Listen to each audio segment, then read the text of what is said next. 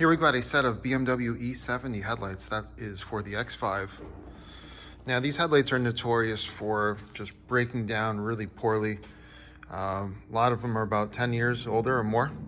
Starts breaking down up top, and you can see the film in the top layer just starts completely flaking off. Eventually it starts looking like it has scratches in it.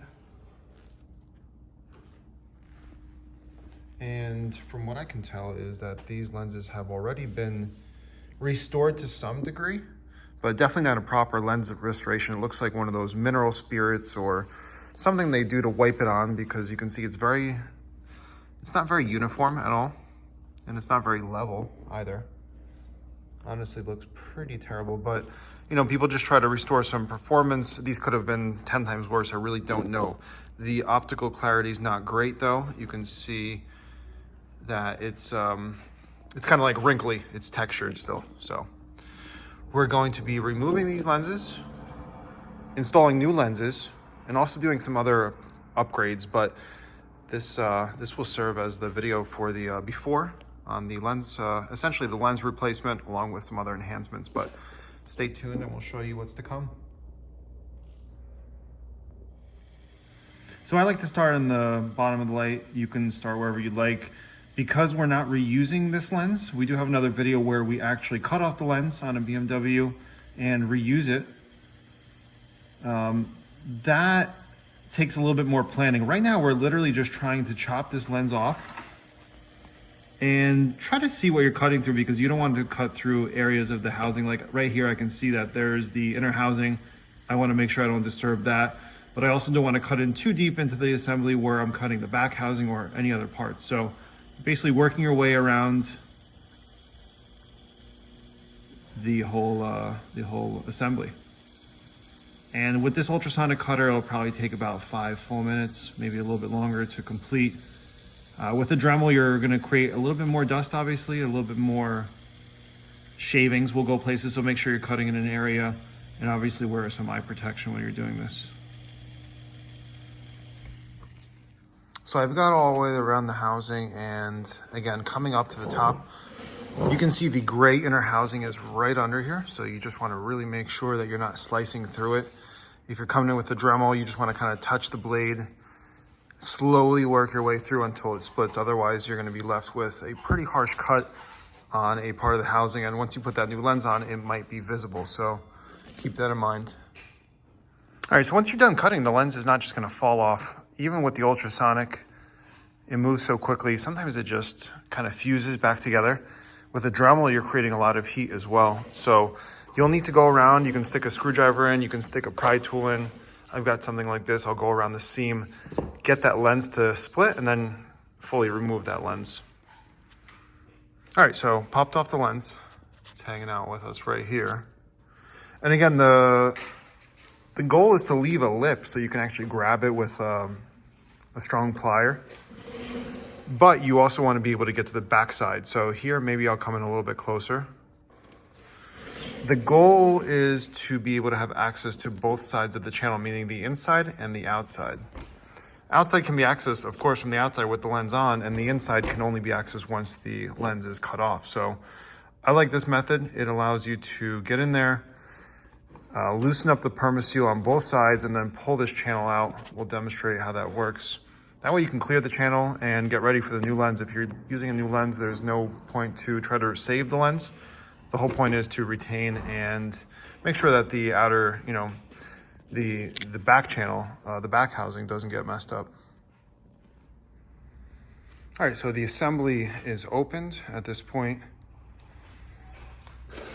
and we have direct access to both sides of the channel. Going to remove the last few pieces, essentially the whole bottom portion of the lens. Remove it out of the channel, scrape out all the permaseal, and add in some new sealant. We'll walk you through that in a moment. All right, the remainder of the lens is fully removed now. It starts with usually a piece, and the key is to use heat. So solid 20 minutes. I actually ended up bumping up the temperature. It wasn't quite enough. If if the lens is breaking on you as you're pulling it away, so you're literally taking the plier, you're pulling it away from the channel. If it's breaking on you, you know the heat's not quite enough. It should start to kind of mangle and turn and twist. And check out this sweet piece I got right here.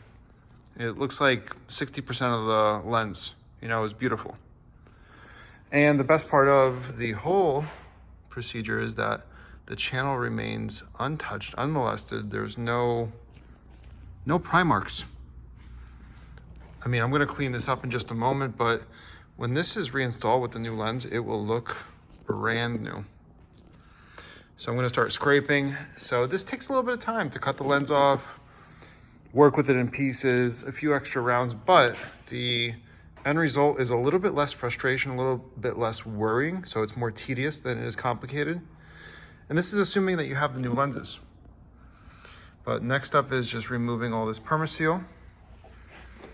And in some areas, it's actually been fully removed, but in most areas, there is still some left in the channel. So that'll be next, and we'll show you how things come together in a little bit.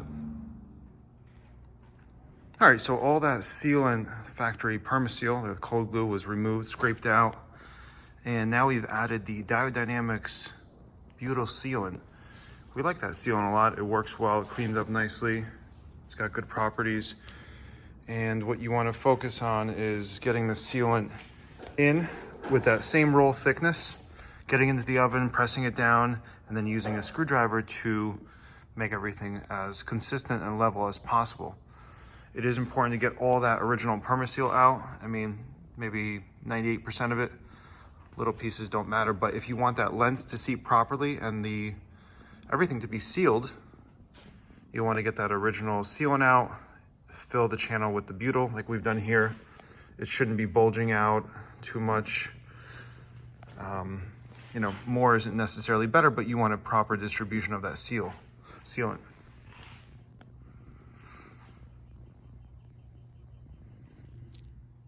All right, I've got the assembly and the halos and shrouds, the whole setup kind of gutted. It's a bunch of Torx screws that are held in, and it holds the area for the halos, which I'll show you in a moment how that all works as we are changing that. But I'm gonna be focusing in on the projector because we're doing the projector conversion on this as well. So just wanna get you a before, and that's what we call the Bosch by Xenon. It's really an AL projector, and it's found in a lot of these Euro models. It is AFS, so that is something that is a little bit of a challenge, but we will show you how the brackets and everything all comes together and how this is all situated in just a little bit. And this is the original halo setup. It's an HA bulb, which primarily just powers up this acrylic rod and ring for the low beam. Because there is no rod that powers up the inner halo, it's just a diffusion from the glow of the internal reflector of the H8. So you can see the bulb opening in there. It's not, the bulb isn't in there, but there are no tubes in the, optical tubes in the inner area. I wish they darkened this. It looks like a dummy projector, but instead you can see right inside. I think that would look pretty good. But overall, that's how the system works. It's basically powered by one bulb, but you can see the optical tubes, they all meet up here, and it gives you that diffusion. We'll be installing the Diode Halo, so it'll be completely different, but we'll show you how we attack that. All right, got new 1G5 BRT installed in this whole cradle and the whole system. It was very difficult to get set up properly because there's a lot of grinding, a lot of checking, a lot of verification. The real problem is the fact that the original Bosch by Xenon, if you want to call it, extends out a lot further than the G5 BRT. So the brackets, they push the projector forward. The brackets have these pegs. Let me see if I can find one for you. Okay. All right, so the bracket's got these pegs. It's hard to see because it's been ground down a little bit, but you can see the black pegs right over here. Okay, so it pushes the whole projector forward about 1/2 inch. Now this is for clearance, because when this all swivels, you need the shroud, you need everything to make sure you have clearance for the halos, the shrouds, the housing. So essentially the projector is pushed up forward, and you can see I've had to grind out this frame. You can see the frame is much thicker. And you want to maybe take that hole in interior, bring it up right about half of the thickness. So this was a lot of grinding, and it looks like it's barely clearing, but believe it or not, that does clear. It's like a millimeter clearance. The problem areas are really on the top and on the sides. So the goal is really just to make this as compact as you can and keep grinding until it fits. And you will know once it fits right, because once you disconnect that plunger and that motor, you can wiggle the projector back and forth, and you will be able to know if it's clearing or not. So the G5 BRT is definitely doable. People have done it. It's the first time that we've done it on this E70 model. We've done non-AFS conversion, but AFS is just a little trickier. So just know what you're getting into. We had a few customers that weren't really expecting the amount of trimming, and there's nothing I can really do or help you get set up in terms of trimming, but just keep trimming until it fits, because the rest of it is fairly bolt-on. We spaced the projector upwards, make sure the projector is tuned nicely, and the rest is really a bolt-on type of deal. All right, here's a quick beam comparison of that, what we call the Bosch by Xenon. That's on the top. That's the original projector up top. Now those are known to have more of a, what we call like a mountain cutoff. It's a little bit wavy, and it's kind of strange. It slopes upward and then bows down. And the G5 BRT that we are using has a step-up cutoff, much smaller step-up.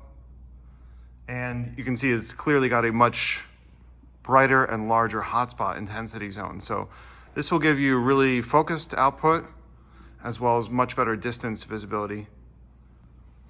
And you got a lot of more color at the cutoff, which a lot of people like. Sorry that that's so high. We've got it set up so that we can show you the beams. All right, so finally, after a few days of going back and forth figuring out what to do with this, the projector conversion is finally completed. It's the G5 BRT system. That's using the brackets that we offer on our website, the Bosch by Xenon. We'll leave a link below. So you can see the lenses have a AR coating. It's a little bit of a bluish purplish color when you get the light on it. Otherwise, you don't really see it unless the light hits it. And we've painted the housings. The main housing goes around the little top piece, even masked off this turn signal reflector area just to get that edge border. And of course, around the shroud, you can see it's all painted black. And this gives a really, really nice focal point to the projector lens, along with the halo, which sort of showcases everything. And we've got the Diode Dynamics 150 millimeter halos mounted in the main beam. And it's directly mounted behind the factory halo. So it gives it a really, really nice OEM plus appearance. And over here in the dummy projector area, we've got the 110 millimeter halos connected. And that's behind the original reflector. So it's not quite the same, and that's why these have always given differences in output, but we'll show you how the output looks in just a moment. This one's mounted behind an actual optical tube, and this one's mounted more behind a diffuser. But again, it doesn't look much different than original, and it's gonna be much more uniform and bright. So I don't know if you guys caught on just yet, but the amber DRLs and amber halos and yellow DRLs on modern BMWs are coming back. I'm just showcasing what the Diode Dynamics halos can do. You can run them as full-time amber daytime running lights, or you can run them as a switchback setup with the proper programming. But this looks super cool. These halos are daytime running light bright. You can see how bright they look. Absolutely amazing results here. Super impressed with this. Haven't done something like this, so it's great to showcase something new. And look how clean that looks. And here we are for all the people that want to keep it simple. You got modern day white halos. Look how uniform that looks. If you've seen the E70s coming down the road, they always look brighter on the inside halo because that's where the halogen bulb is. And the outer halo is where the optical tube takes the light and kind of diffuses it. This looks super uniform, really modern, without the gaudy look in the front where you would see some kind of aftermarket halo that's kind of floating in there. I think we've really nailed it on this one. All right, these lights are sealed back together after they received a few services. You saw how that lens was extracted, and that retains those really, really clean channels. So brand new aftermarket lenses.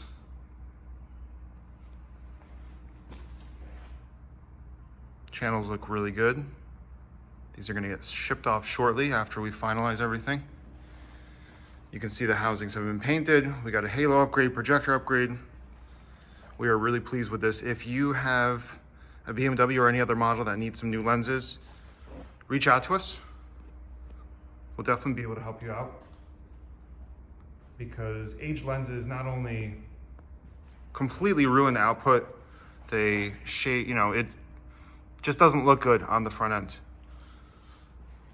with all the crazing in the lenses and distortion that the beams provide. So this basically gives you a fresh look and a brand new looking assembly. Reach out to us if you have any questions. We'd be happy to discuss your options with you.